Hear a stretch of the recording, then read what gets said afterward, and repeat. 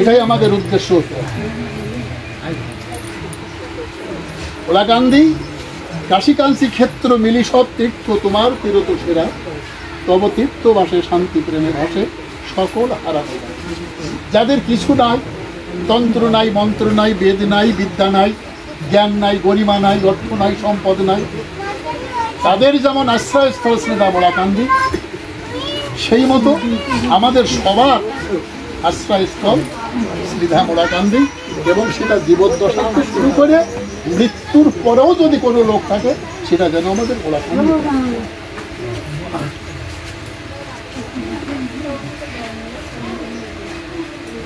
এটাই হচ্ছে মতুয়া আচার, এটাই হচ্ছে মতুয়া বিধান।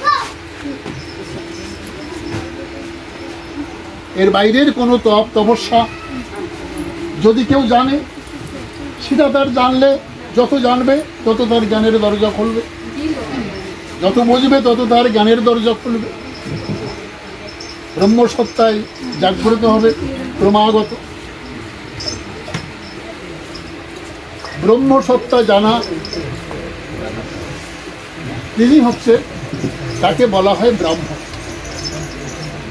ব্রাহ্মণ আলাদা একটা জাতি, ব্রাহ্মণ আলাদা একটা গোষ্ঠী।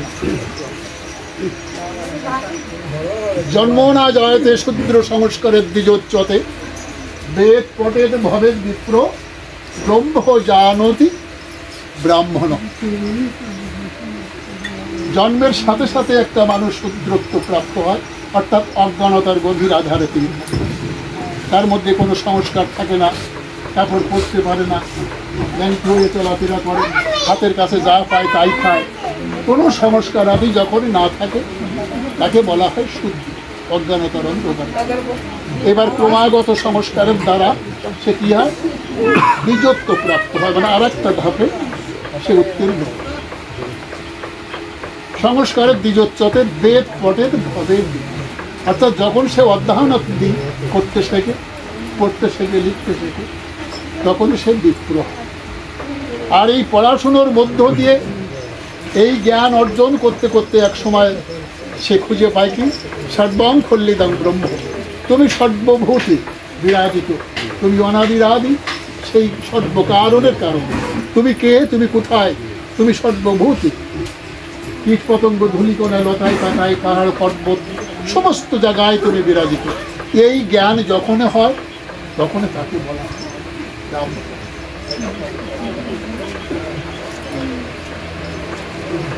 আর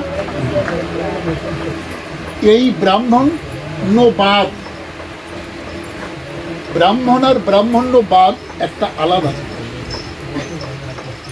ব্রাহ্মণ কোনোদিন খারাপ জিনিস, ব্রাহ্মণ ভালো জিনিস। সেটা আমার সমাজের মানুষও হতে পারে, যে কোনো একটা সমাজের মানুষ এই ব্রাহ্মণ হতে পারে, যদি তার সেই আত্মচৈতন্য সত্তা জাগ্রত হয়, তখন মানুষ ব্রাহ্মণত্বে উন্নতি লাভ করে। আর ব্রাহ্মণ্যবাদ কি? ব্রাহ্মণ্যবাদ হচ্ছে আবার সেই কেউ বলে ও একটু বড় হচ্ছে, ওরে ছোট করতে। বড় পাখিরা ছোট পাখিগুলো ঠুকায়, বড় কুকুরটা ছোট কুকুরগুলোর পাড়ায় পাশ করতে দেয়, এনে বলে ব্রাহ্মণ। বড় মানুষগুলো একটু বুদ্ধি হলি আরো কোথা ফিরাও, এনে কয় ব্রাহ্মণ। ব্রাহ্মণ বর্জন করার অনুযৌতিকতা আছে বলে আমি মনে করি। কিন্তু ব্রাহ্মণ্যবাদ যেটা, তবে এই যে চাইল কলা বইয়ে এই যে দাম নাই, ওটা আলাদা, ওটাই আছে। এরা কয় জন্মসূত্রে বাউন। বাউন মানে কি, যা বাইয়ে চলে, একটা লাউ গাছ দিয়ে তারপরে একটা বান দিতে হয় না, মানে বাইয়ে বাইয়ে এই বাউনে, মানে এই বানেরতে ওই বানে, ওই বানেরতে ওই বানে, এই বাইয়ে চলার নামই আসছে বাউন, মানে বাইয়ে চলে।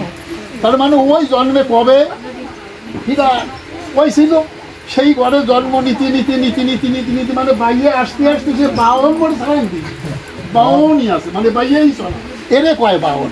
ওইগুলো বর্জন করার কথা বলা হয়েছে। ধর্মার্জন করতে যায়। আজকে আমাদের মতো বিধান মতে কি আমরা এখানে যে পূজার সামগ্রী আদি আমরা সাজিয়েছি, কিন্তু এইটা যদি ওই বাউনের এটা তো থাকতো, এ বাদে আরো কিছু থাকতো দান সামগ্রী, ঠিক যেটাকে শ্রাদ্ধ বলা হয়, ওটাই হচ্ছে শ্রাদ্ধ। কিছু দান করার নামই আছে শ্রাদ্ধ। থালা লাগতো, ঘটি লাগতো, বাটি লাগতো, ছাতা লাগতো, খাট লাগতো, জমি লাগতো, বৃক্ষ লাগতো, পুকুর লাগতো, ঘর লাগতো, গরু লাগতো। এই সমস্ত এই দানগুলো করাটাই হচ্ছে, তাকে বলে শ্রাদ্ধ। তার মানে ওইটে আমার এই যিনি গত হয়েছেন তার কিছু শ্রাদ্ধ না, শ্রাদ্ধ হবে এই কর্তার শ্রাদ্ধ, অর্থের শ্রাদ্ধ। অপব্যয়, অর্থ যখনই অপব্যয় হয় সহজে আমরা বলি সেটাকে শ্রাদ্ধ। ছেলেটারও সারা বছর 2-3টে টিউশনি দিলাম, গাদা গাদা টাকা খরচ করলাম, পরীক্ষায় মানে গোল নম্বর নিয়ে বাড়ি আসলো, তাহলে আমার টাকা শ্রাদ্ধ আছে, এই কথাটা বলি।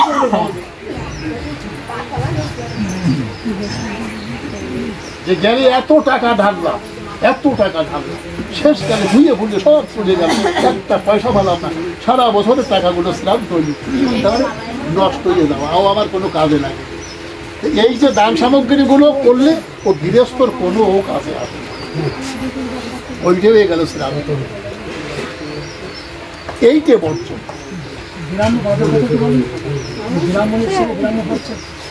সেইটাই তো বললাম, শুনলে কি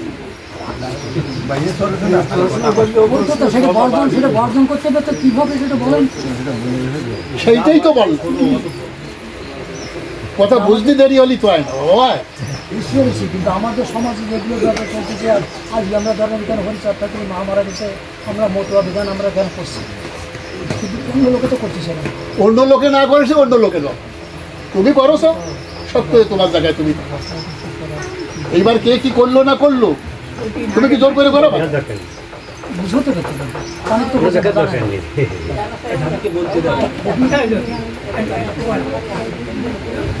কথাগুলো